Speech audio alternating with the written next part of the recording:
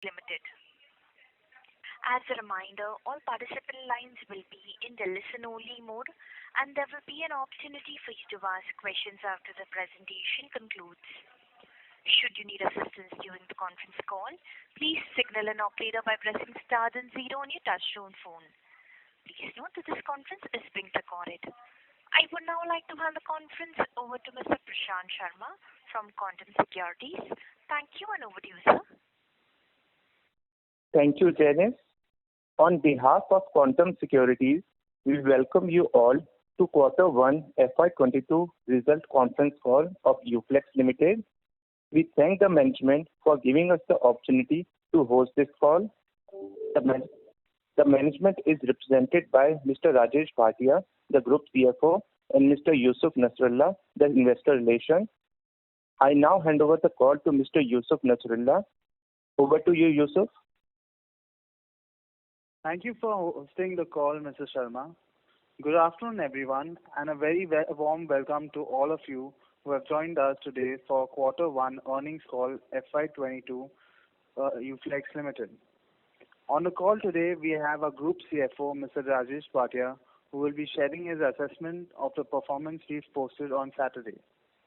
Please note that today's discussions may include predictions, estimates, or other information that might be considered forward-looking. While these statements represent our current judgment on what the future holds, they are subject to risks and uncertainties that could cause actual results to differ materially.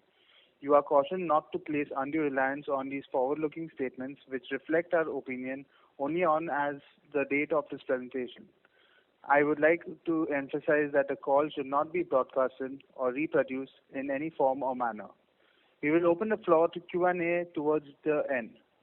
Let me now briefly take you through the key highlights of Q1 FY22. The company continued with its growth momentum and posted a consolidated net profit of 264 crores, surging 34.4% year-on-year. Consolidated EBITDA stood at 502.4 crore, rising 19.3% year-on-year. We clocked our highest ever quarterly production and revenue numbers. The consolidated total revenue registered for the quarter was 2,761 crores, an increase of 38.2% year-on-year. Total production volume was 1,38,876 metric tons, and total sales volume was 1,33,476 metric tons for the quarter. Both had a 30% year-on-year. We also commissioned our 10.4 meter wide BOPP film line in Hungary with 42,000 tons per annum production capacity. I would now like to invite Mr. Bhatia to address the participants. Over to you, sir. Thank you. Thanks. A very warm welcome to all of you. Q1 results are all before you. Again, must say that an excellent quarter where the volume growth came very handy. A 30% volume growth both on the production and sales side, speaks for volumes by itself. On a year-on-year basis, there has been, improvement in EBITDA by 19%, PAT by 34%, revenues by 38%. So all those, sort of numbers are before you. We also commissioned our Hungary for BOPP facility, and some of the other aspects which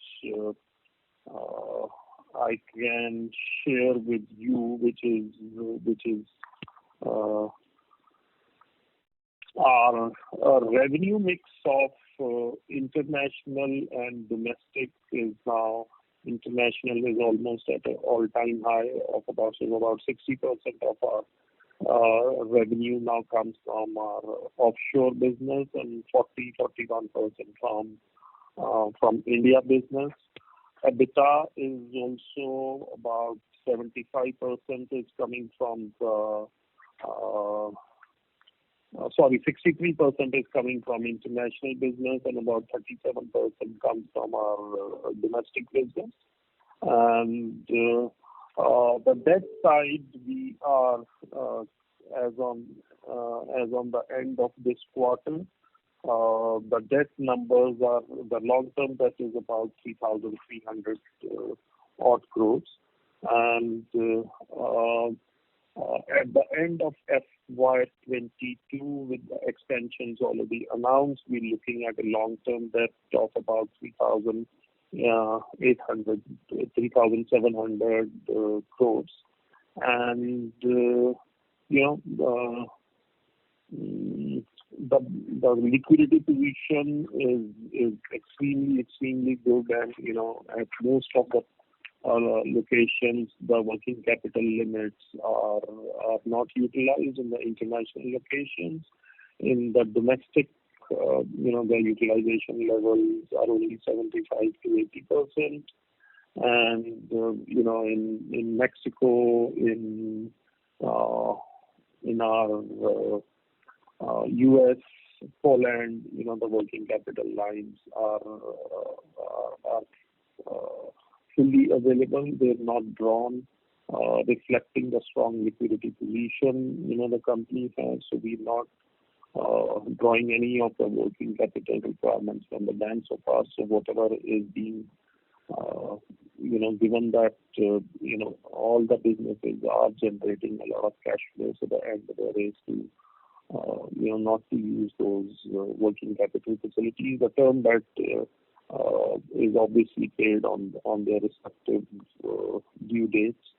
So the quarter also we saw some headwinds in the raw material prices in India as well as in overseas locations. And depending on India, we had about PET resin prices going up by about 6 odd percent.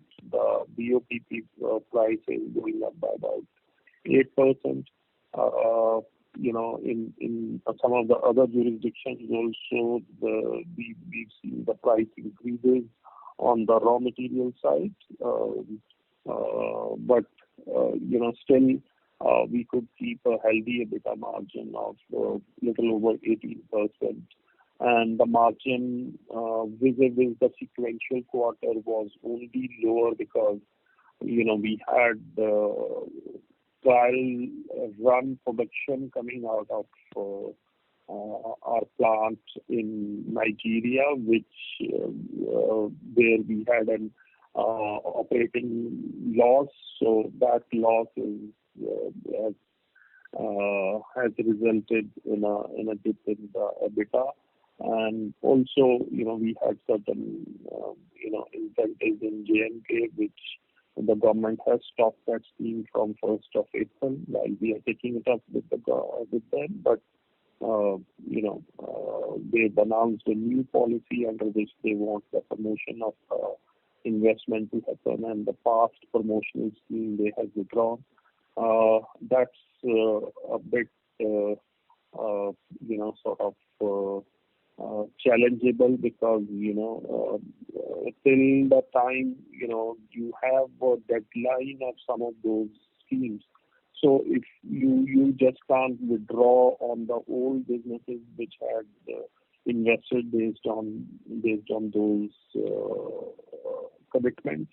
And obviously, we talking to the government there, and we are also at an industry level, who all those people who had invested based on those schemes are taking it up with the government. But in the meanwhile, we've not accounted for any of those benefits coming our way from 1st of April 2020. That is, in nutshell, the highlights of the quarter. The quarter, the volumes over the sequential quarter, the volumes in the packaging side were affected a bit due to the pandemic-induced lockdown in India. And because this time there was no panic buying, people knew that all the food items, everything else will still be available. So to that extent, as compared to the last year as well as on the sequential quarter, the demand was low, both for the aseptic packaging as well as for the flexible packaging. But as we see July and August, I think that momentum is now back after the lockdowns, after the opening up. But in this lockdown, we definitely witnessed some slowdown in demand for the flexible packaging. Not on the film side, but the film side, because the packaging business is largely confined to boundaries within India, except the small exports that we do. So there we saw a bit of demand pressures there in that particular market. So that's in a nutshell, the update for this quarter. Steady quarter, must say, and consolidating on the capacities that we have set up and what the way for the things to come. So obviously next quarter we have more volumes coming from the newly installed capacity. And overall, we still maintain our guidance of about 20% to 25% volume growth in FY22 over FY21. And Q1 is a testimony to that. Thank you, gentlemen. Thank you very much. Ladies and gentlemen, we will now begin the question-answer session. Anyone who wishes to ask a question may press star and 1 on their touchtone telephone. If you wish to remove yourself from the question queue, you may press star and 2. Participants are requested to use handset while asking a question. Ladies and gentlemen, we will wait for a moment while the question queue assembles.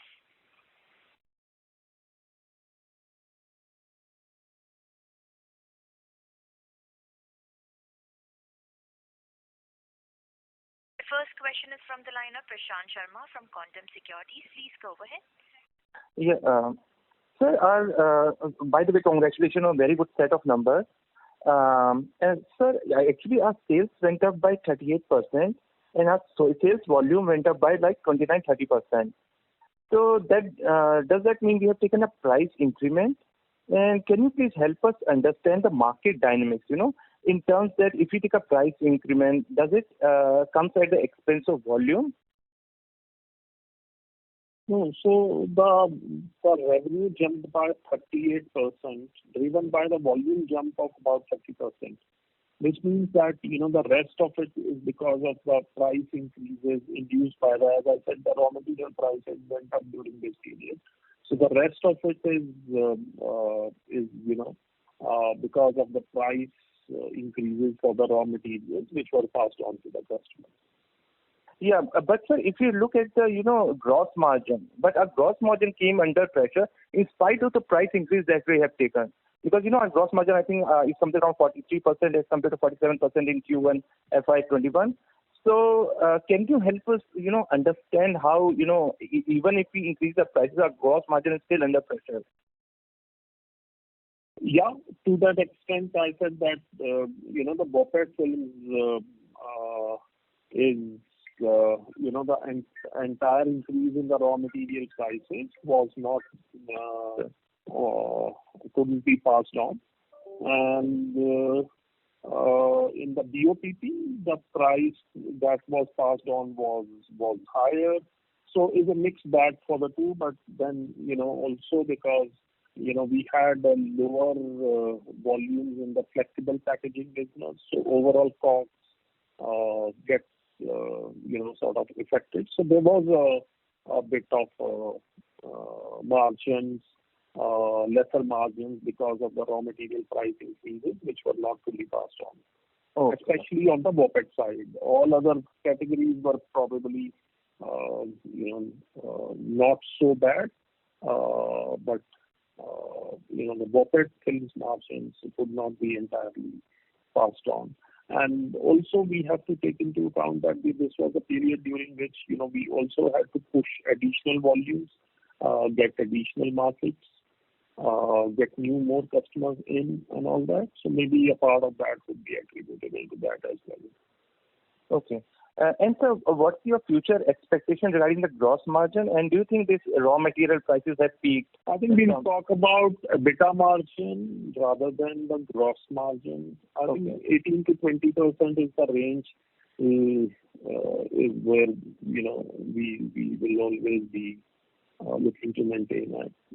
Some quarters, when the prices are going up for the raw material in the flexible packaging side, because there is always a gap, so you are not able to pass on the full of that immediately.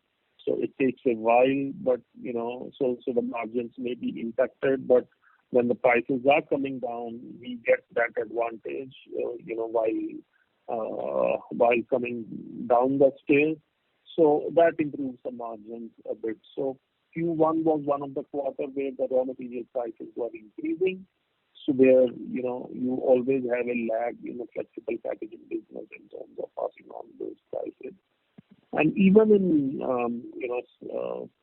films also, there is sometimes a lag, though not for those long periods what you have in the flexible packaging, where it could be, the lag could be as high as a quarter, but mostly it is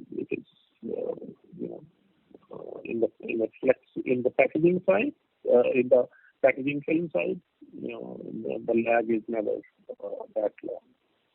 Okay. Thank you very much, sir. That's all from my side. Thank you. The next question is from the line of Shalu Ashija from Invest Research. Before that, I would like to remind all participants to please limit your question to 2 per participant. You may rejoin the question queue if you have a follow-up. Thank you. Over to you, ma'am. Hello.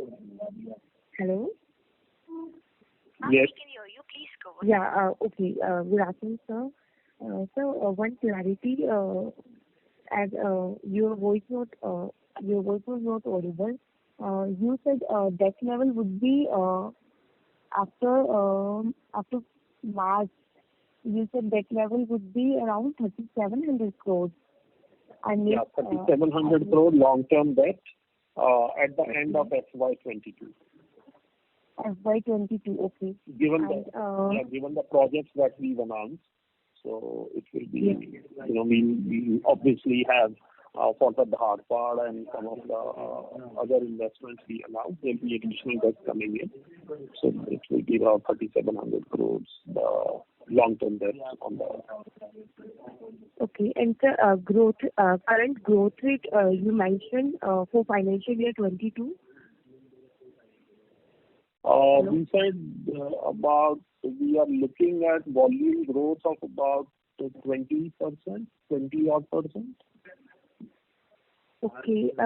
And sir, in the last phone call, you said about volume growth of 60% for next 2 years. So how that will be achievable? Like for this so we have for this year? We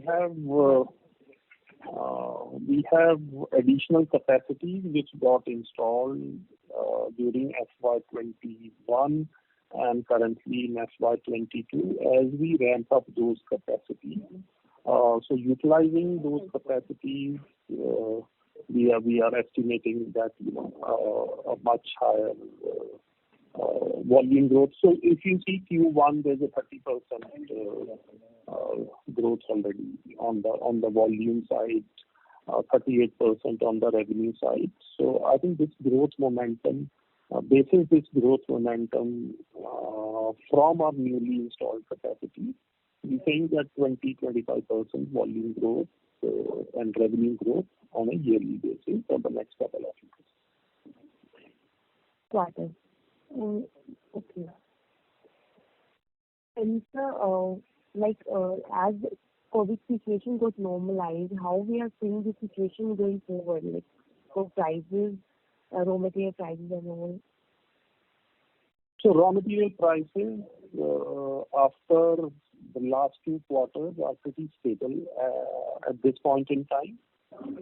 So we expect that they will soften a bit But that momentum what they had in the last 2 quarters, especially in Q4, where they went up as high as 30% or so, I think that is now coming to level of normalcy. So post Q1, we've not seen any much volatility in the raw material prices. Whatever is there is in a very, very manageable range. Okay.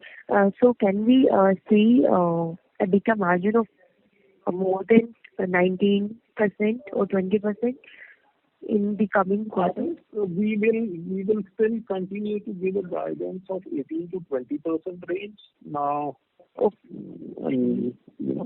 stay with that. Okay, sir. Thank you. Thank you for taking my question. Thank you. The next question is from the line of A.L. Ajay Kumar from Uflex. Please go ahead. Hello, sir. Hello.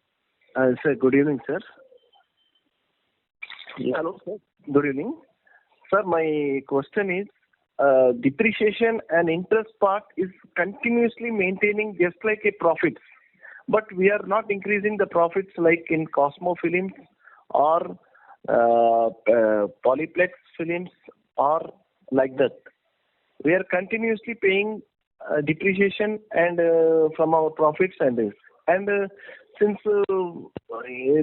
second quarter and from third quarter and fourth quarter, we were expecting to expand our business in abroad by expansion, but that numbers are not reflecting in the profit wise.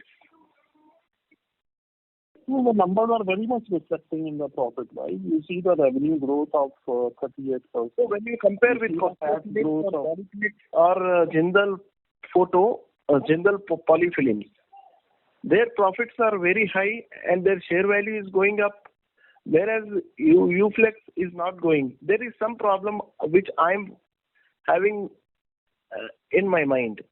Otherwise, this share should be in the range of 800 to 1,000 rupees, but it is not at all going.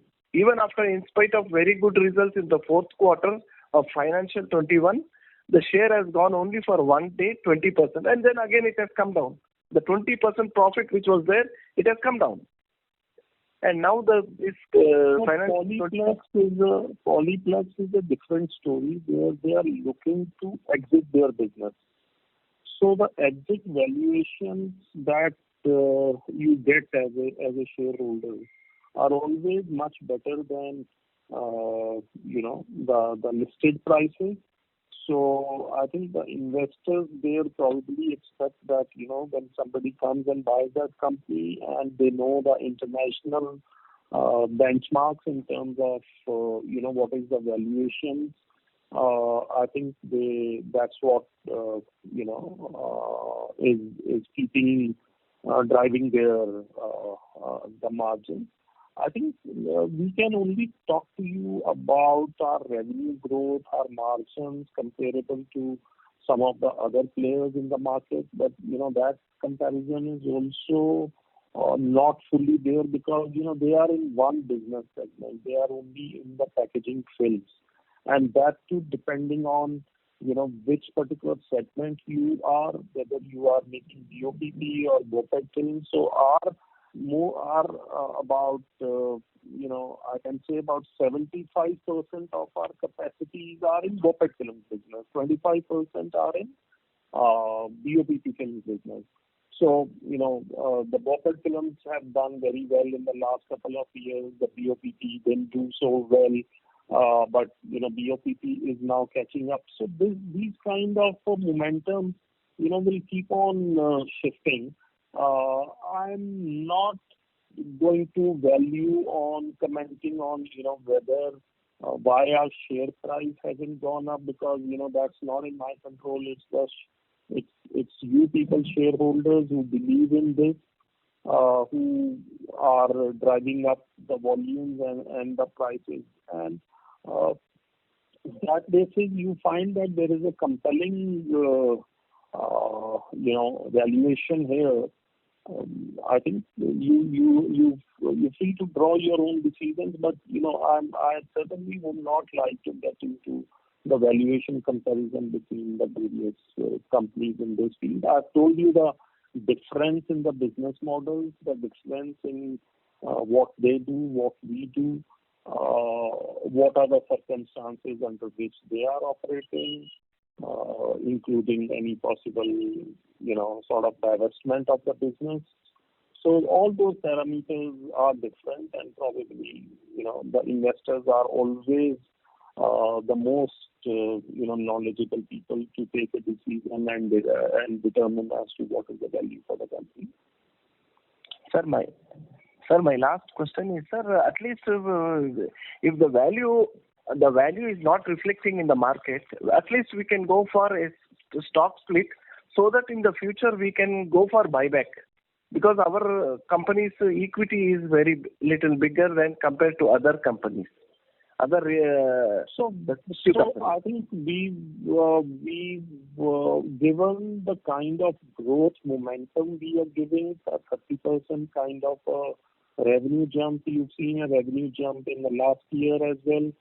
So, and the new investment plans that we have, I think the monies are all being flowed back into the growth opportunities that are there in the business. So I really don't think so that any buyback or anything of that sort is on horizon. And obviously, as and when the board will consider it, it will be that information will be disseminated to all the shareholders and to the stock exchanges. But at this forum, I will not be able to discuss any which ways that what should the company do. We're happy to listen to your suggestions and consider it internally, but obviously there cannot be any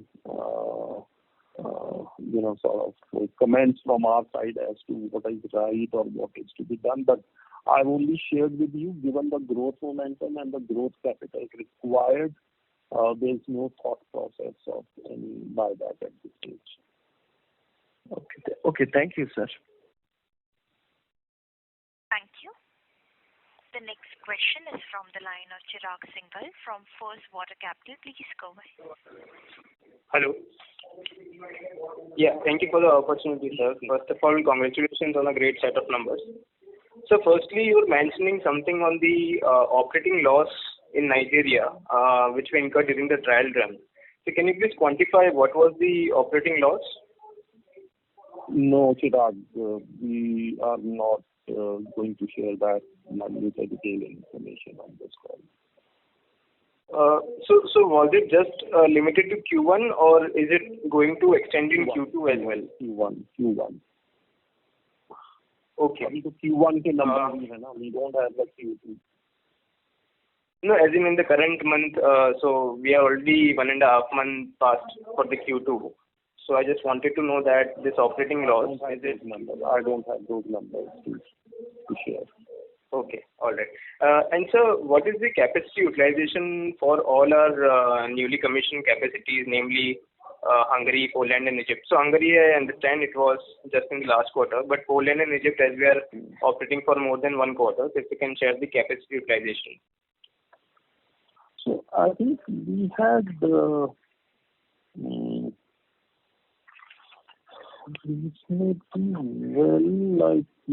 Poland was for the quarter. Just give me a minute.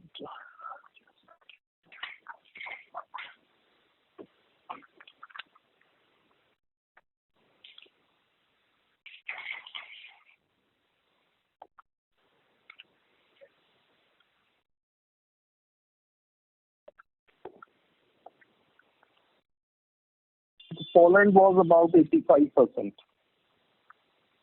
for Q1 overall. Q1. Okay. And for Egypt? Egypt was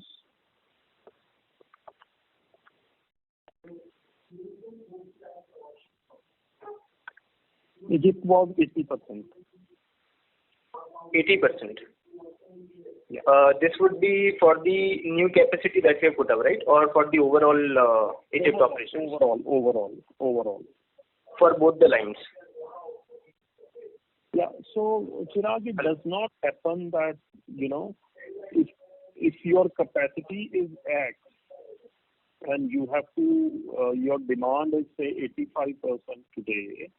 So what typically you would do is you will do the best optimization, maybe run the new plant, which is more efficient, and all that fully, and underutilize a part of the existing one. So it has to be taken in overall, not because of the new mein itna hua, purane mein itna hua. It never happens like that.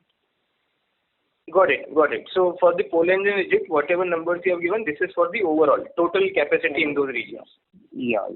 Understood, sir. Got it. Now, sir, we have been doing an excellent job on the recycling part. For example, we have developed the Flexzymes, we are selling SPAPS films, and we have also taken various other initiatives. And we are really proud to see all those initiatives, and we are like ahead of most of the companies in terms of those. So can you please throw some light on SPAPS films? Like, what is the kind of sales volume we had in that for FY21? What is the growth we are seeing so far? If you can help me with some numbers, it would be better to understand the traction. For which category? Chirag? SPAPS films, which is this 90% PCR and SPAPS films. Okay. Chirag, those numbers are more, sort of, I'll say, from a point of view of capability statement, and while we can do that, and we have the capability to make, but when it comes to the company spending higher amounts in terms of their packaging cost, that's where, while everybody, you see the top companies will make announcements that next 2 years, next 5 years, this is their plan to go to recycling and all that. But when it comes to actually spending, it's very little. It's catching up, but again, it is very little. So I would say that at this point in time, take that more as a capability statement rather than any meaningful, utilization of those products because of the customer factor. So yes, okay. So you're saying at this point of time, the sales volume is not material. Yeah. Okay. And so, like, on the flexible packaging, what is so you mentioned that there was some kind of a blip because of the second wave impact during Q1. So what was the production and sales volume growth on a sequential basis? If you can help me with that. No, we're not sharing those numbers, Chirag. So generally, you give this growth rates on the packaging, which helps us to, get a tentative number for films as well as packaging out of the total production and sales volume we report every quarter. So, So the packaging volume is up only 5% on a year-to-year basis, while we expected about 10% order. Okay, so on a YOY basis, you are saying 5%. Yeah, growth. Right. So maybe on a sequential basis, it would be down. Yeah. Understood. Right. Okay. Sir, on this, like the recent further clarification which we have received from the government on single-use plastic pen, so any of our products fall into that category? नहीं, एक भी नहीं है हमारा product. एक सिर्फ उसमें जो टेट्रा पैक वाला जो है सेप्टिक पैकेजिंग है, we have a straw there which we will change to the paper straw. That's it. Okay. उसके अलावा there is no product in our there's not offering which falls under single-use plastic pen. Yeah. Okay. I'm glad to hear that. Okay. And so do we, in context of the raw material procurement, namely the PET chips, are we procuring locally across all our geographies, or are we importing for some of our sites? No, see, depends on the region. Like Dubai will be 100% imported, either from India or from Middle Eastern region. I think more or less you can say about 90% is always sourced locally, more than 90% itself. And 5-10% depending on, if we get from some cheaper jurisdictions, some price arbitrage over local buying and all that, that's what is happening. But mostly it is locally Okay. sourced only. 90 to 10. Right. Understood. Okay. Yeah. And so just one last clarification on the debt. Right. Got it. So one just last clarification on the debt number. So you mentioned that the peak long-term debt will be 3,700 crores by the end of this fiscal. So if I compare it with March 21, we will have an incremental debt of 700 crores, right? For the long term. Yeah. Okay. And that would be the total debt, right? On for the short term. So the working capital Do we have any short term? is separate. So the working capital is separate, which is difficult to predict depending on the raw material and the other prices.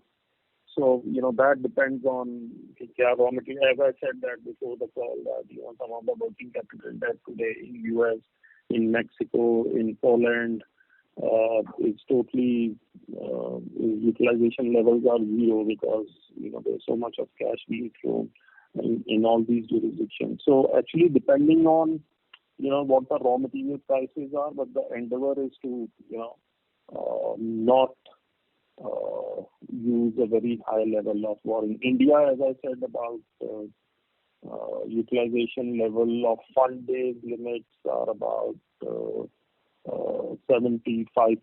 odd or so. Okay. Understood. All right, sir. I'll get back in the queue. Thank you for answering the questions. Thank you. The next question is from the line of Shanti Patel from Shanti Patel Investment. Please go ahead. So my question is, are we our profit margin in respect of various verticals, will it continue or increase in the remaining period? And secondly, what is our market share in respect of various verticals in India? No, I'm not talking international, in India.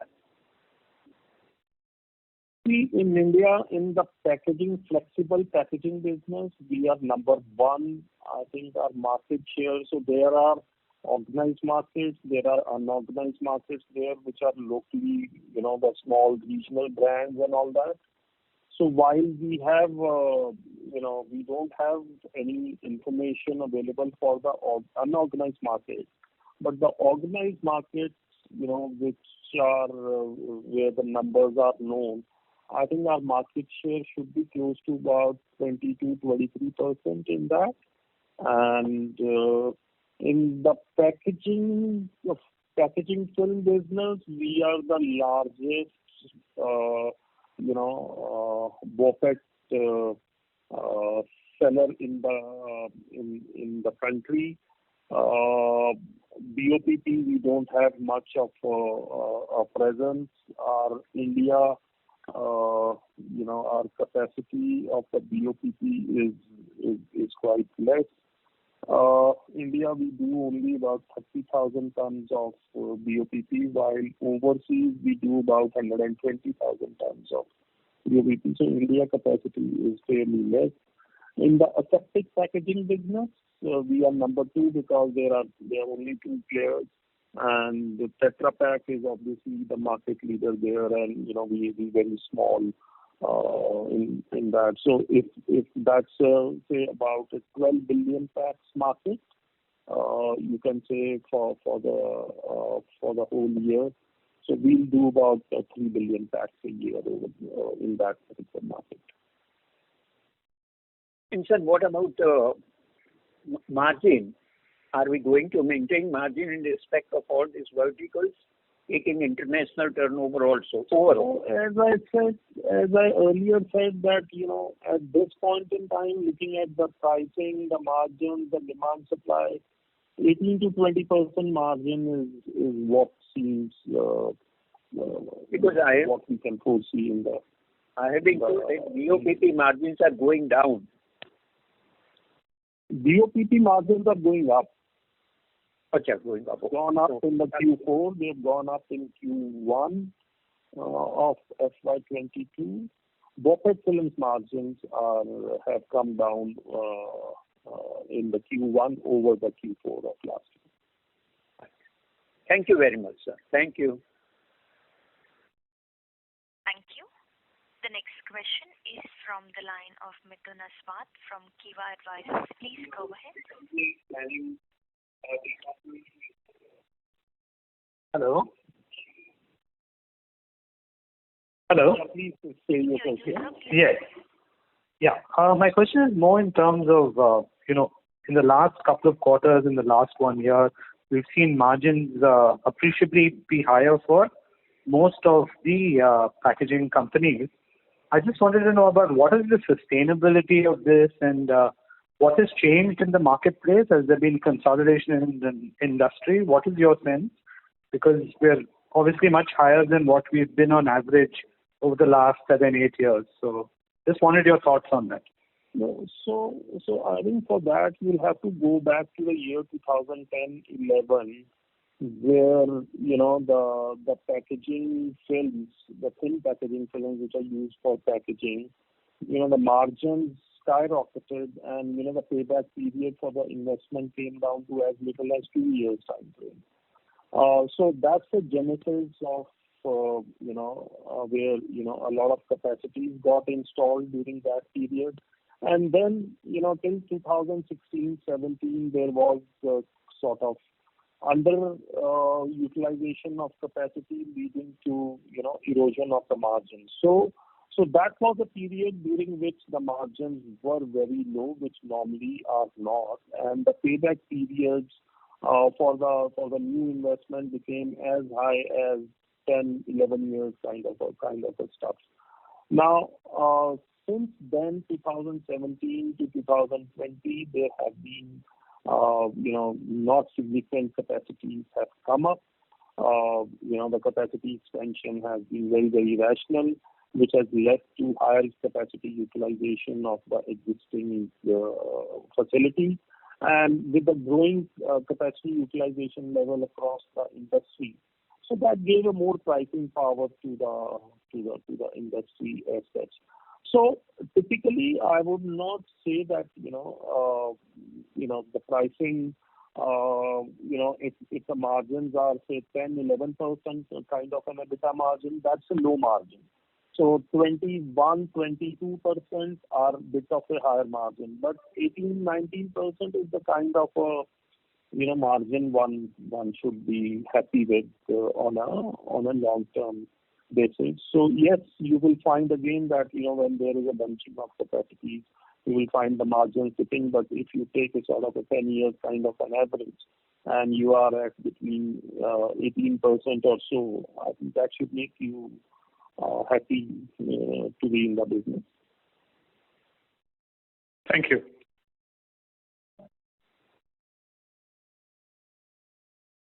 Thank you.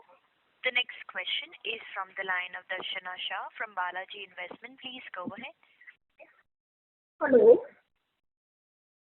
Yes, ma'am. Hello. The question is that there is a good cash flow, still interest cost is not reducing. Ma'am, can't hear you. Sorry to interrupt, but your audio is not clearly audible, ma'am. We are not able to hear you well. Hello. Requesting you to please be handset mode, ma'am.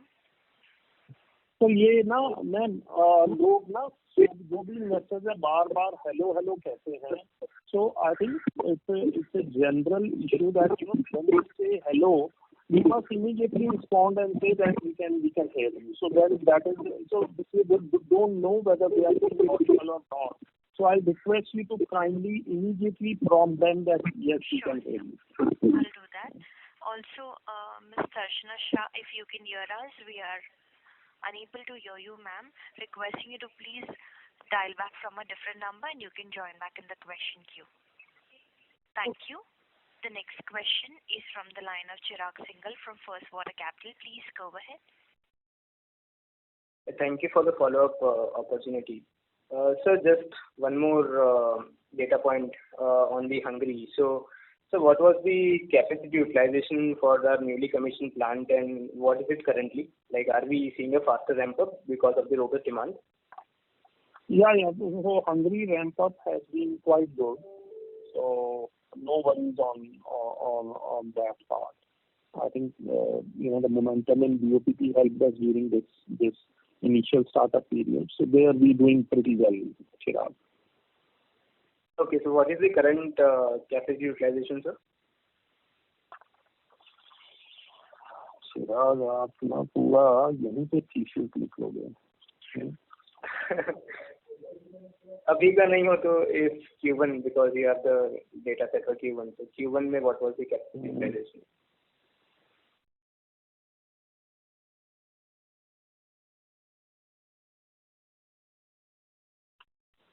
%70. 70%. Okay, yeah, that's good to know. Thank you, sir. Thank you. Thank you. A reminder to the participants, if you have a question, please press star then 1. The next question is from the line of VL Ajay Kumar from Uflex. Please go ahead.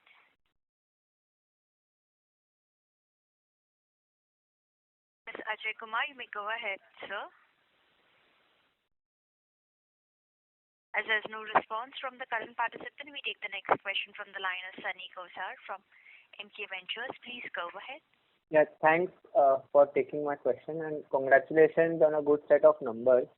I have two questions. First one is, assuming all our plants operate at optimum capacity, what is the quarterly volume run rate that we can look at versus the current run rate of say about 1.35 lakh metric ton? What is the peak quarterly number that we can look at? We can go to about 160. So we have about 25-30% room on the current quarterly base. Yeah. And this includes the Dharwad plant, or Dharwad will be in addition? No. Okay. All those new expansions are separate. Okay, sure. My second question is, out of the I think 1,000 or 1,100 crore capex between Dharwad and a septic line plus Dubai, what would be the split between FY22 and FY23?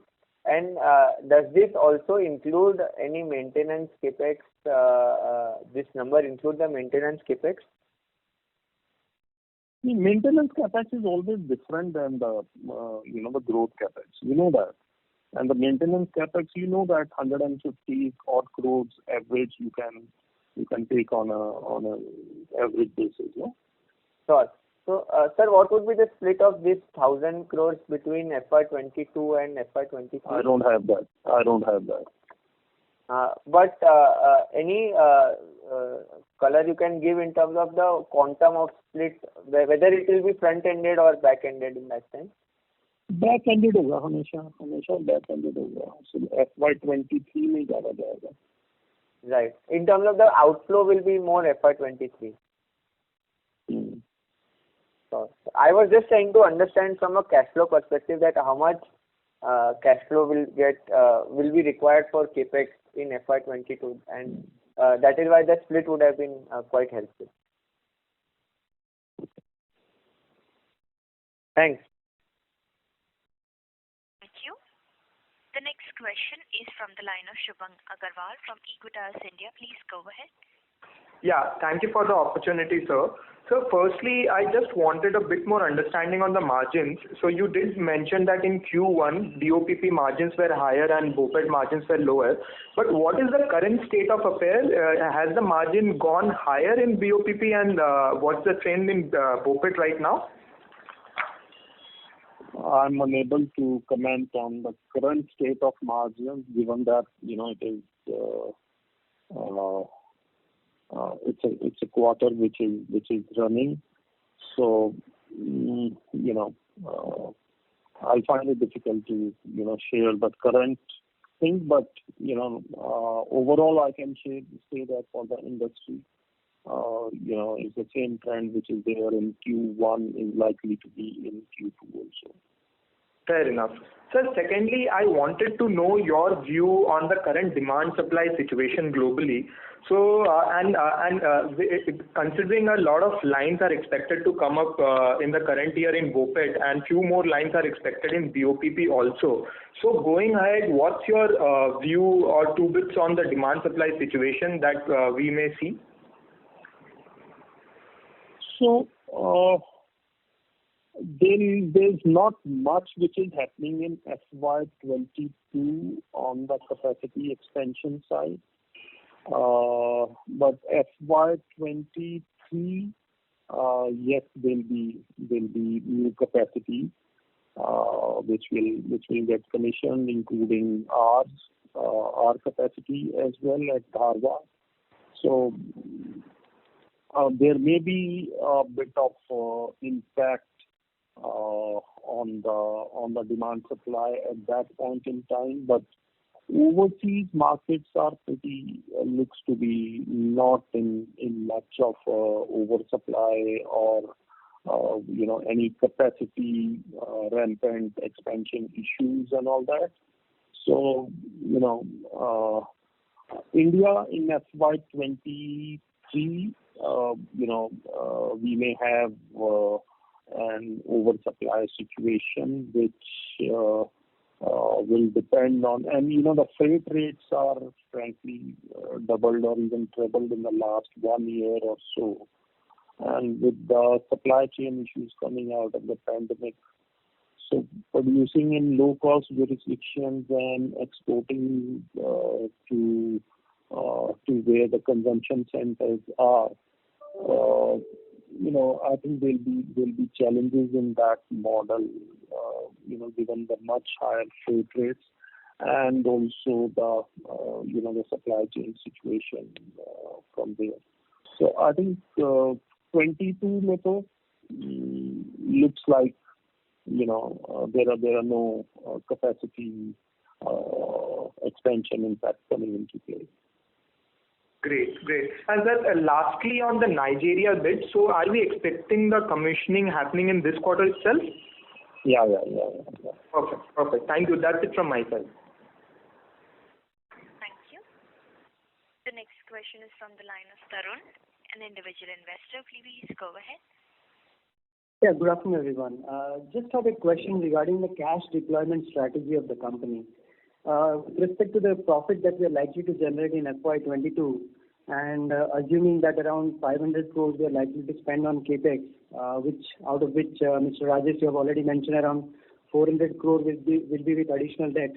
What are we going to do with so much cash that the company surplus cash that the company is going to generate in FY22?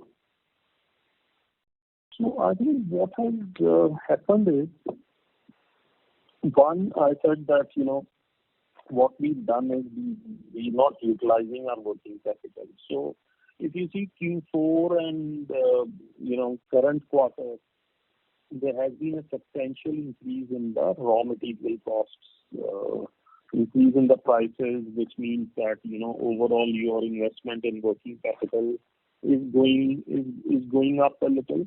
And frankly, at this stage, we've not drawn on any of the facilities, though that is an end plan.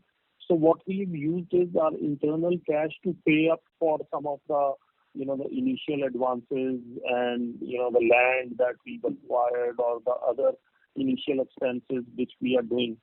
So towards the later part of the year, we will see that, in terms of our commitments on those lines, because, we overseas lenders, there are always commitment charges to be paid.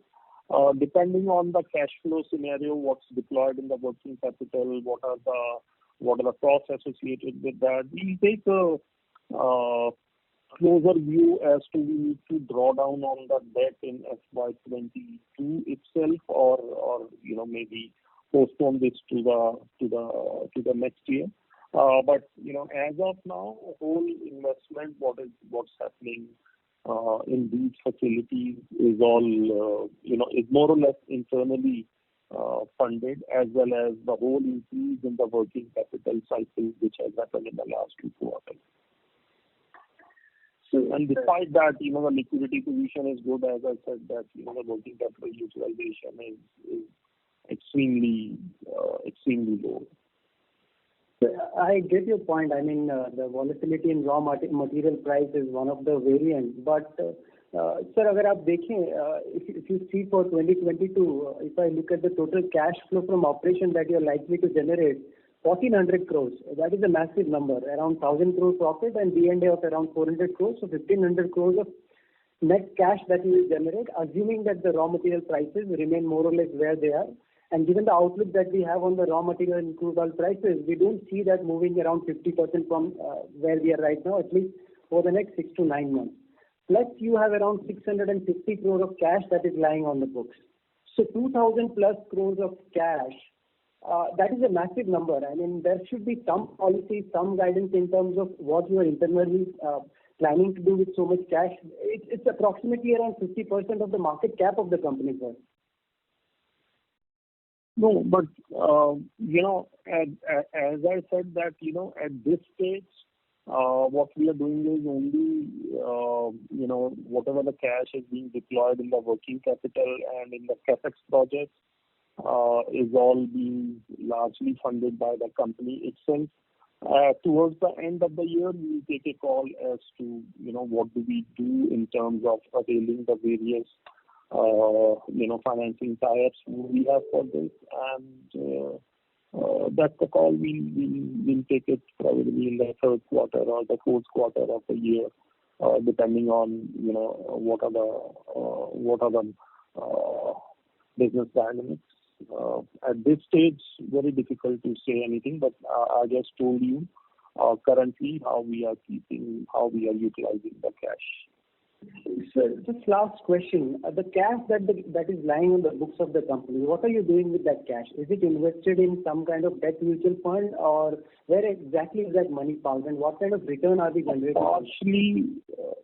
Partially it is deployed in the short-term instruments or bank deposits.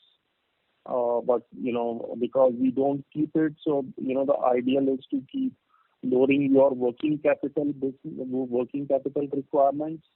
To the extent you have that opportunity to reduce your working capital or to pay for cash advances to the customers in terms of getting some price benefits, that's what will be optimized first. So fair enough. If I may ask one last question, sir. Typically, please. Thank you so much for this opportunity. So typically, if I look at this industry as a whole, packaging industry in India as a whole, I can just draw it out into 2 buckets right now. So one is Uflex and Jindal Poly, and the other is Cosmo and Polyplex.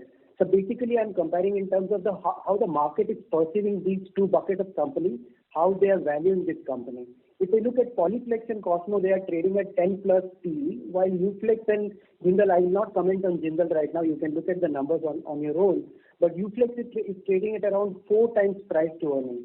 So market में ऐसा तब होता है ना जब market has concern about 2 broad things. One is if the company is highly leveraged, or there are questions on the corporate governance of the company. I presume in terms of leverage, you have clearly indicated in previous calls that you have no intention to pay down debt because it's cheap debt. And you want to load the balance sheet with leverage and make the best use of that. That we can't question anyway. What are you trying to do in terms of, if at all there is a perception in the market in terms of governance standards? Basically, it's arising from what you have been doing in terms of distributing the cash to the shareholders. I mean, last year we generated around 800 crores cash. We paid around 15 crores, only 15 crores to the shareholders. So what is the measure, what is the board thinking in terms of, if at all there is a market perception about governance standards or question marks around that, how are you trying to address that and make sure that minority shareholders of the company are rewarded for their trust in the company? So that's the last question for me. Thank you so much, sir.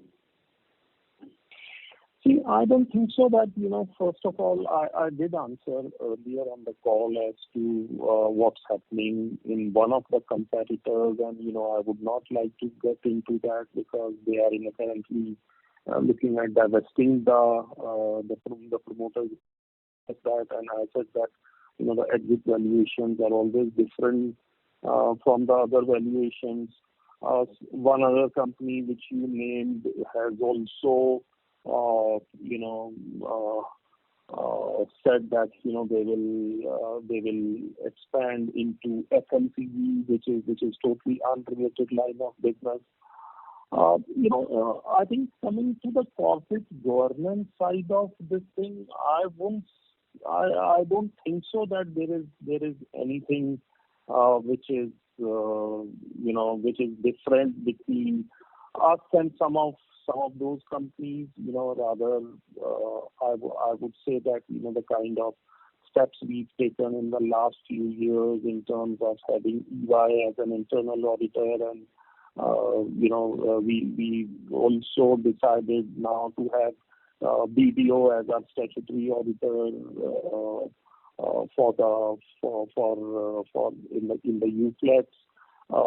So I think all these are positive. Now, at what stage the market takes cognizance of that, or you as a shareholder find that and this is what typically I've seen, that the mentality in your community is also, if SBI is trading at X and Bank of Baroda is taking at different multiples, you guys try to find out the reason as to why there is a valuation mismatch, and if there are no demerits, so the valuation catches up to of the alternate securities catches up to that, or the market takes. So I have no reasons to say that why should we be less than some of our competitors in terms of governance or the debt numbers and all that. But you are the guys who invest, and you the best judge by themselves, looking at quality of earnings, the quality of the management discussions and all that, as to what's the way ahead for you. And if all of you collectively feel that no, we find this as a better play, because while the packaging films may be still a commoditized business, but the packaging business is yes, it's a B2B, but that commands different valuations, or you feel that no, that business margins are not so great at this point in time, and when the margins will improve in that set of business, that's the time to look at that. And leave it to your fine judgment. But on a governance side, on and all any other parameter, I think we may be better than some of many of the other industry players, and not worse than them. In terms of our distribution of the cash, I think it all is a matter of whether you want to grow or you want to distribute that cash back to the shareholders. I think we undertook a very major expansion, the kind of what was unheard of in the Uflex history. 2 years back, where we would have spent close to about $400 million in terms of setting up these new facilities, and then the additional working capital that these businesses require initially and during the sustenance phase. So and the debt levels to EBITDA numbers, even without all these capacities getting commissioned, but the full debt drawn is still less than 2:1. Our net debt to EBITDA as on March 31 was 1.8. So I think overall the business is good. I'm part of this organization now for more than 4 years. I mean, come from my previous organizations at Jindal Steel and Power, or Dalmia Cement, or Reliance, or the BCM Group and all that. So I really don't find that there is you should be concerned about any of the governance issues, you don't become and you don't remain the largest player in your business category, howsoever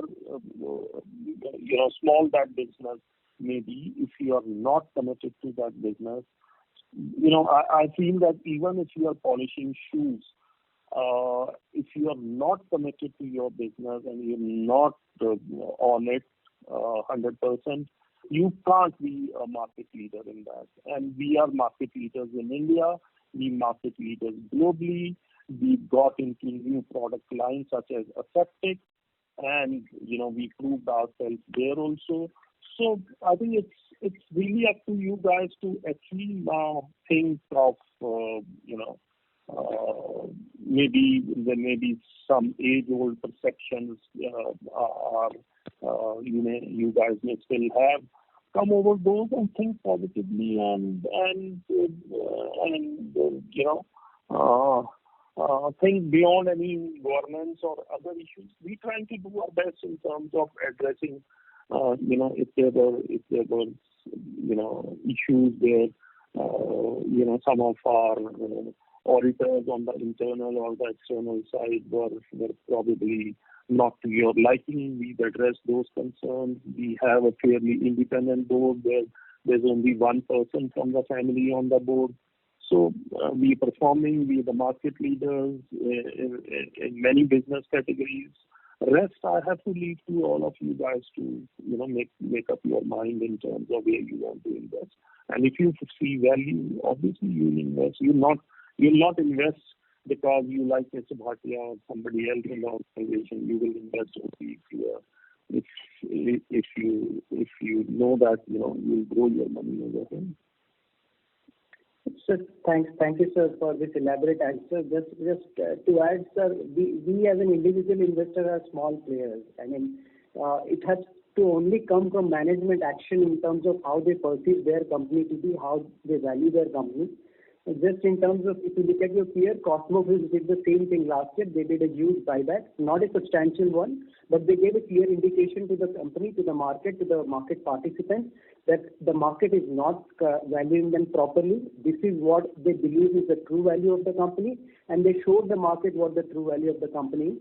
And we have seen what has happened in the Polyplex did that. Polyplex. No, sir. Cosmo did the buyback. So Polyplex has done around 200 rupees of share holder. They have paid 200 rupees share dividend in last 1 year, 2021 itself, sir. Yeah. That's a massive number. So that's the one area that I wanted to highlight to you. That's all from me, sir. Thank you so much for taking my questions. Okay. And I can only tell you that both these names that you mentioned, they have their own set of issues in terms of the succession and others and all that. And I always told you that the exit valuation is always different from the valuation at which you remain in the business. So the names that you said that till about a year ago, I think they were not trading at these sort of levels and all that. And maybe the market smell something else, happening in these companies, and that's where the numbers have changed all of a sudden in the last 1 year.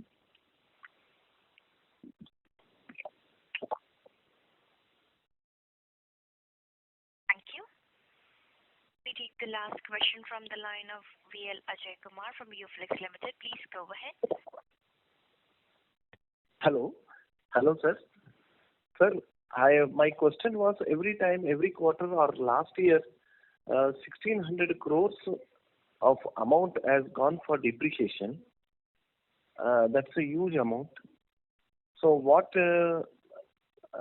this amount like this, sir, and this time this quarter also 127 crores depreciation is taking place, and every time we are trying to go for capex, but there is no interest coming down or depreciation coming down. Depreciation never comes down. Depreciation is a charge where you have already invested in the assets, and then it's a statutory rate of depreciation that you're going to apply to your asset base, and that remains for theirs. At least when you set up the assets for the 20 years odd or so, even if you depreciate the asset at say 5% or so, so this charge is always static. So it's not a case only with Uflex; it's a case with every company. So unless you sell off your assets, this is a charge which is going to be there, till the time the asset is on your books. So I really don't understand the question, but Sir, the interest part is always constantly maintaining. Since now you have only 4 places you have increased the trying to increase the production, but this thing, that is Nigeria, Egypt, Poland, and the other place, sir. What is the other place, sir? Yeah.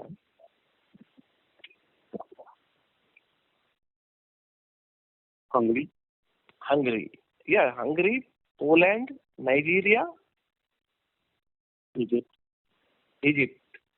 So there is only 2 places we have mentioned, sir. What about the Nigeria? They have done this quarter.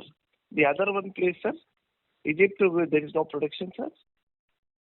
Extra. I think you were not on the call. I mentioned that Egypt may, we, including the new plant, the capacity utilization levels are pretty high, at about 84% or so.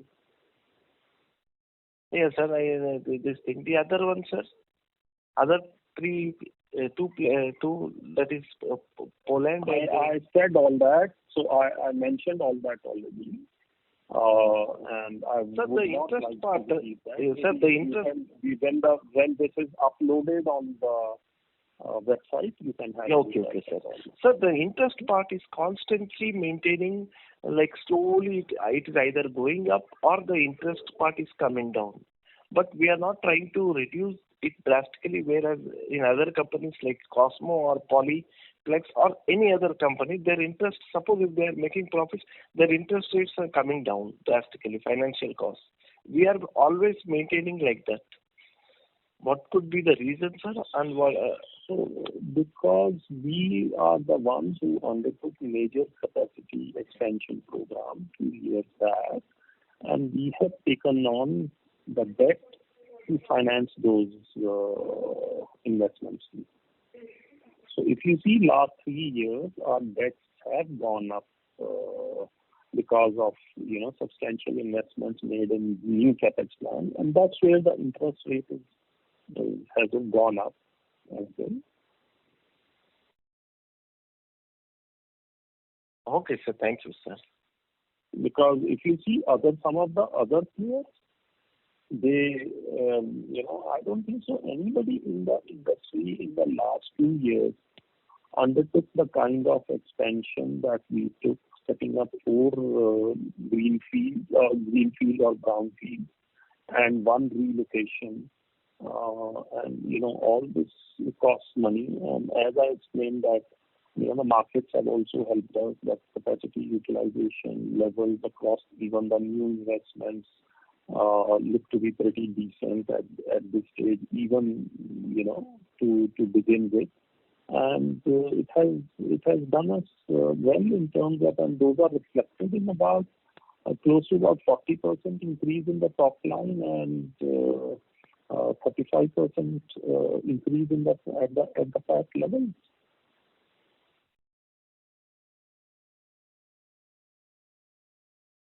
Thank you very much. Ladies and gentlemen, that was the last question for today. I would now like to hand the conference over to Mr. Yusuf Nasrullah for closing comments. Thank you everyone for joining us today, and we look forward to staying in touch in future quarters. Have a nice day. Thank you. Thank you. On behalf of Uflex Limited, that concludes this conference. Thank you all for joining. You may now disconnect your lines.